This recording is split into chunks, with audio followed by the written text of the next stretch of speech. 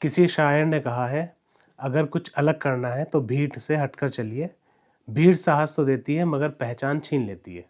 आज हम आपकी मुलाकात एक ऐसे नौजवान से करा रहे हैं जिन्होंने लीक से हटकर सोचा और अपना कैरियर मॉडलिंग में बनाया। तो आज हमारे साथ मौजूद है मोहम्मद वाहिद, जिन्होंने अपने सफ़र की शुरुआत मुजफ्फरनगर जैसे छोटे शहर से की और आज मॉडलिंग में बहुत नाम कमा रहे हैं। तो वाहिद साहब, हम सब जानना चाहते हैं कि आपने अपने करियर की शुरुआत कहाँ से की और मॉडलिंग में आने का कैसे सोचा। कादिर भाई, बचपन से ही मुझे मूवी देखने का और नाटक देखने का काफ़ी शौक था। तो कहीं ना कहीं मेरी मॉडलिंग सफ़र की शुरुआत वहीं से ही हुई, उसी के थ्रू हुई। मेरी पैदाइश मुजफ्फरनगर के छोटे से गांव दथेड़ू खुर्द में हुई। मेरी स्कूलिंग मुजफ्फरनगर से हुई है। उसके बाद दिल्ली यूनिवर्सिटी के हंसराज कॉलेज में मेरा एडमिशन हो गया था, जहाँ पर मेरी मॉडलिंग सफ़र की शुरुआत और अच्छे से हुई। हंसराज कॉलेज में मॉडलिंग सोसाइटी थी, जो मेरा ड्रीम था कि मैं मॉडलिंग सोसाइटी ज्वाइन करूँगा। हंसराज कॉलेज में एडमिशन लेने के बाद वहाँ की जो मॉडलिंग सोसाइटी है, मैं वो ज्वाइन करी और मैं वहाँ पर उस सोसाइटी का प्रेसिडेंट भी बना।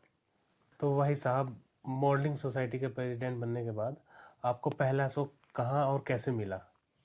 तो मेरा पहला शो मुझे फैशन सोसाइटी के प्रेसिडेंट बनने के बाद जो मिला था, वो फैशन इंडस्ट्री के सबसे बड़े डिज़ाइनरों में से एक समंत चौहान के लिए मैं सबसे पहली वॉक करी थी। तो उन्होंने ही मुझे सबसे पहला चांस दिया था। तो कॉलेज की सोसाइटी और मॉडलिंग इंडस्ट्री दो अलग अलग चीज़ें हैं। सोसाइटी ज्वाइन करना तो कॉलेज लेवल पर ही कंपटीशन होता है, एंड मॉडलिंग इंडस्ट्री बहुत अलग काम करती है, जहाँ पर सारे बड़े बड़े डिज़ाइनर हैं। तो हुआ ऐसा कि मैं अपने एक दोस्त है उसके साथ शो देखने गया हुआ था। एक बहुत बड़े डिज़ाइनर का शो हो रहा था दिल्ली में। तो वहाँ पर हम फैशन इंडस्ट्री के कुछ लोगों से मिले। तो उन्होंने मुझे मॉडलिंग के कुछ टिप्स दिए, जैसे आपकी हाइट होना काफ़ी ज़रूरी है, आपका लीन होना बहुत ज़्यादा ज़रूरी है। उस टाइम मेरा वेट बहुत ज़्यादा था, मैं लगभग 97 केजी मेरा वेट था। तो मैं काफ़ी वेट कम किया, एंड उसके बाद मैं ऑडिशन देने स्टार्ट किए। तब मेरा ऑडिशन क्रैक हुआ और फिर मैं समंत चौहान के लिए वॉक करी। तो भाई साहब, अमूमन हमारे माशरे में लोग ये चाहते हैं कि उनका बच्चा डॉक्टर, इंजीनियर या कोई गवर्नमेंट जॉब करे। तो आपका मॉडलिंग जो कैरियर था उसको कितना सपोर्ट मिला घर वालों की तरफ से। तो इस चीज़ में सारा सपोर्ट मेरे घर वालों का ही है, क्योंकि मेरे पापा को पहले से ही लगता था कि मुझे मॉडलिंग करनी चाहिए। और बचपन से ही उन्होंने मेरे दांत काफ़ी आ गए थे, तो उन्होंने मेरे दांत भी निकलवा के पीछे करवा दिए। और बहुत सारी चीज़ें करी। स्टार्टिंग में उन्होंने बोलना स्टार्ट कर दिया था। मुझे नवाजुद्दीन सिद्दीकी, जो हमारे शहर के बहुत बड़े एक्टर हैं, उनसे मिलवा के लेके आए। और काफ़ी बड़ी बड़ी चीज़ें, बड़ी बड़ी हस्तियों से मिलवाते थे वो, दिखाने के लिए कि मुझे ऐसा बनना है। तो मॉडलिंग इंडस्ट्री में उनका बहुत ज़्यादा रोल रहा है यहाँ तक पहुँचने में।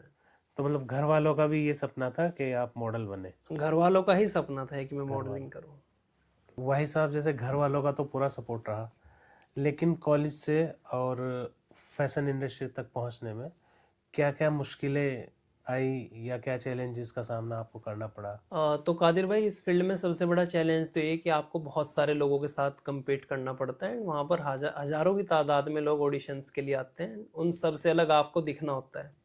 अब आपको अलग दिखने के लिए आपको अच्छे से अच्छा खाना पड़ेगा, अच्छे से अच्छा आपको पहनना पड़ेगा। आपका स्किन केयर, आपका जिम, आपकी फिटनेस, आपका लीन होना ज़रूरी। आप एक दिन भी जंक फूड नहीं खा सकते। तो ये सारी चीज़ें बहुत ज़्यादा मैटर करती है। और इससे अलावा काफ़ी जो सबसे बड़ा चैलेंज है वो है आपका ट्रैवलिंग का। तो आपको ऑडिशंस के लिए बहुत सी बार मुंबई जाना पड़ता है, दिल्ली जाना पड़ता है, गोवा जाना पड़ता है, पुणे जाना पड़ता है, चंडीगढ़ जाना पड़ता है। तो ये सारा खर्चा आपको खुद से ही हैंडल करना होता है। तो ये बहुत बड़ा चैलेंज है। तो अभी तक आपने किस किस डिज़ाइनर के साथ में काम किया है और आगे किस बड़े डिज़ाइनर के साथ में काम करने की इच्छा है। तो अभी तक मैं पहला तो 100 लाख में फ़ैशन वीक ही किया था समंत चौहान के लिए। उसके बाद में मेंस फैशन वीक किया एफडीसीआई का, सिद्धार्थ टाइटलर और ब्लोनी और विवेक करुणाकरन के लिए। और इससे अलग मैं वरुण भैल के लिए भी शो कर किया हुआ है, और तस्वा तरुण तेलियानी भी किया हुआ है। तो ये काफ़ी बड़े नाम है इंडस्ट्री के। तो सपना तो अभी मेरा, जो सब लोग जानते हैं कि इंडिया में ज़्यादातर लोग मनीष मल्होत्रा को ही जानते हैं, तो मनीष मल्होत्रा के साथ ही काम करना का सपना है अभी तो मेरा। तो जैसे पिछले कुछ सालों में हम लोगों ने देखा, अर्जुन रामपाल और जॉन अब्राहम फैशन इंडस्ट्री से निकलकर बॉलीवुड की दुनिया में गए और खूब नाम कमाया। तो आपका भी कुछ ऐसा प्लान है।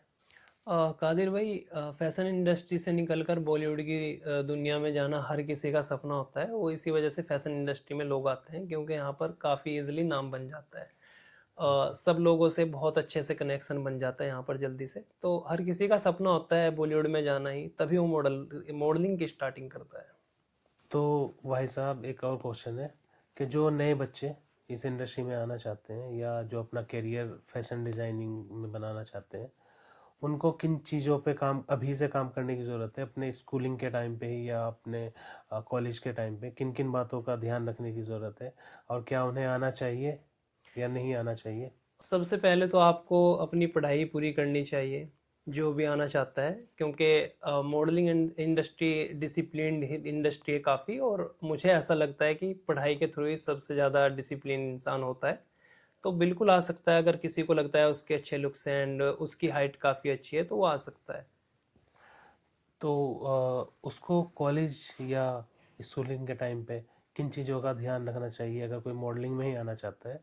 कि कुछ चीज़ें होती हैं कि जैसे इंजीनियरिंग करते हैं, क्या आपको पहले से ही मैथमेटिक्स पे थोड़ा ध्यान देना चाहिए, या किसी को सिविल सर्विसेज में जाता है तो वो हिस्ट्री बहुत अच्छे से नहीं नहीं कर ले? कादिर भाई, मॉडलिंग इंडस्ट्री में हर कोई आ सकता है। मैं देखता हूँ यहाँ पे बहुत सारे डॉक्टर्स भी हैं जिन्होंने एमबीबीएस भी कर रखी है, वो भी मॉडलिंग इंडस्ट्री में है। इंजीनियर भी हैं। तो पढ़ाई का इससे मतलब ये नहीं है कि आपने किस फील्ड को चुना है, ये है कि अगर आपको ऐसा लगता है कि आप अच्छे हैं, लंबे हैं, तो डेफिनेटली आप ट्राई कर सकते हैं। तो थैंक यू वेरी मच भाई साहब, आपने अपना इतना कीमती वक्त दिया।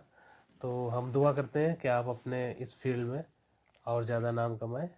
तो आज के इस छोटे से पॉडकास्ट में हम लोगों ने देखा कैसे एक नौजवान मुजफ्फरनगर के छोटे से गांव ददेड़ खुर्द से निकलकर फैशन इंडस्ट्री का एक बड़ा नाम बन गया।